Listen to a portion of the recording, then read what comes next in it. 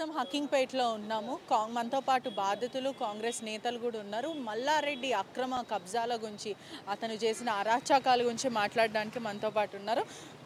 చెప్పండి, ఈ మల్లారెడ్డి అక్రమ భూములు, భూ కబ్జాలు చాలా ఎక్కువ అయిపోతుంది, అందరూ బయటకు వస్తున్నారు. వాటి గురించి మీరేమంటారు? ఈ 9.5 సంవత్సరాలు బీఆర్ఎస్ ప్రభుత్వంలో గతంలో ఆయన ఎంపీ ఉన్నప్పుడు కానీ ఇప్పుడు ఎమ్మెల్యే మంత్రి అయిన తర్వాత మీరు చూస్తూ ఉండరు ఈరోజు ఉన్నటువంటి ప్రభుత్వ భూములు కానీ ఎఫ్టీఎల్ ల్యాండ్స్లో కానీ కబ్జాలు పెట్టి కళాశాలలు నిర్మించడము, పాఠశాలలు నిర్మించడము, సామాన్యుల దగ్గర భూములు గుంజుకునే పరిస్థితి ఏర్పడింది. మేము అందరం చూసినాం. బెదిరించి ఈ విధంగా చేయడం కరెక్ట్ కాదు. వారు మంత్రిగా ఉండి మరి మేడ్చల్లో డిగ్రీ కాలేజీ నిర్మాణం చేపట్టలేకపోయింది, కానీ ఉన్నటువంటి వాళ్ళ కాలేజీలు, వాళ్ళ స్కూలు, హాస్పిటల్ ఈరోజు చూస్తూ ఉంటే అక్కడ సూర్యారం కానీ ఇక్కడ షామీర్పేట గిట్ట ఒక హోటల్ నిర్మించారు. దాని వెనుక గిట్ట ఎఫ్టీఎల్ ల్యాండ్ కబ్జా పెట్టారు. ఇక్కడ మైసమ్మగూడలో ఎఫ్టీఎల్ ల్యాండ్లలో కబ్జాలు పెట్టారు. ఈరోజు ఏంటంటే వేల కోట్లు లక్షలు దోచుకునే విధంగా పట్టి పీడిస్తూ ఈరోజు హాస్పిటల్స్ కానీ స్కూళ్ళు, కళాశాలలు నిర్మించినవన్నీ దాదాపు సగం భూములన్నీ కబ్జాలు పెట్టినాయే తప్ప ఆయన కొన్న భూములు ఎక్కడా లేవు.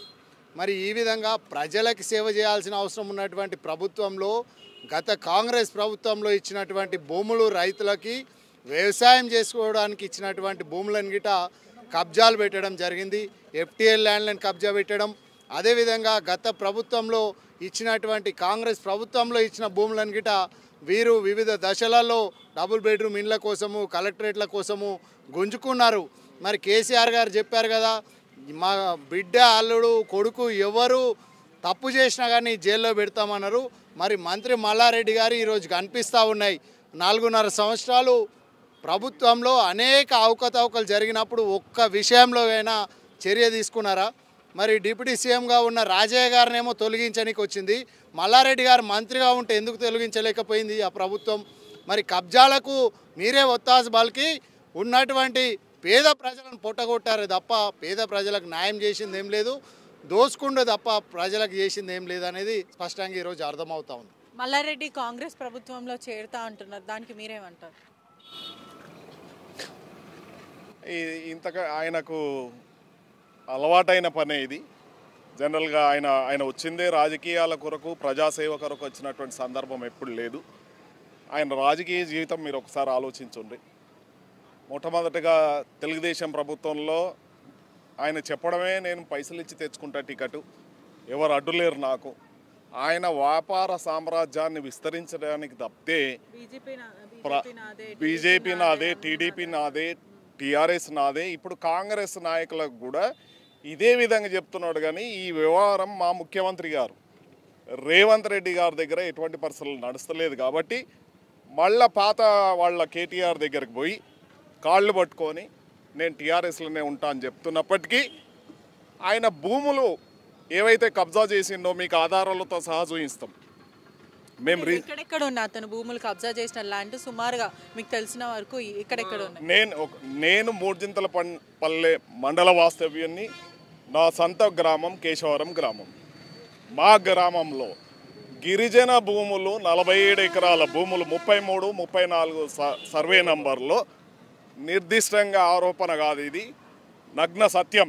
ఆయన కబ్జా చేసుకున్నది 9 మంది భిక్షపతి అనే గిరిజన రైతు దగ్గర.